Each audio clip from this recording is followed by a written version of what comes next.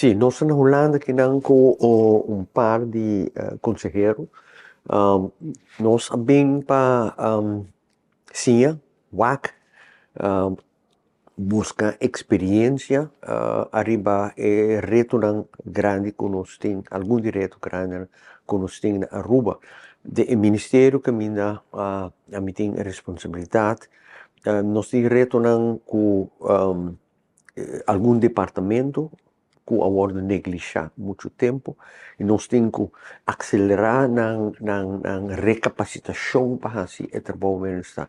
Bandage, nós temos reto na comunidade que nós encontramos especialmente de vivenda, principalmente é motivo de visita na Holanda que não. Nós bem e nós começamos a papel mas ora com alguma instância que tem experiência arriba área que nós mister.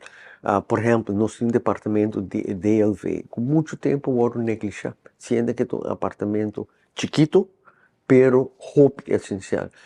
Não tem encargar com ordenação de nosso terreno, nós temos DEP, que tem encargar com ordenação de nosso meio ambiente, de nossa infraestrutura. Então, nesses dois departamentos, é essencial aqui, agora negligenciar muito tempo, e agora que não por fazer completamente o trabalho que não se faz para a nossa comunidade, donamento de terreno, ordenamento de precário, medimento de terreno, e está se nós não direito departamento na LIE, não também vir bottleneck para o nosso desenvolvimento social, econômico, etc. Isso é nós sabemos e nós para uma disponibilidade enorme. Por exemplo, na organização Vereniging Nederlandse Gemeenten, que tem uma experiência grande dentro do município, dentro da cidade, e não está disposto para ajudar, no sentido de conceito de lei, que não ordenar meio ambiente, que não ordenar, registrar de uma forma transparente, de uma forma acessível, conhecimento e registração de que está sucedendo com um terreno, com um meio ambiente, com uma organização de terreno, etc. Exatamente a área que nós temos de conhecimento adicional.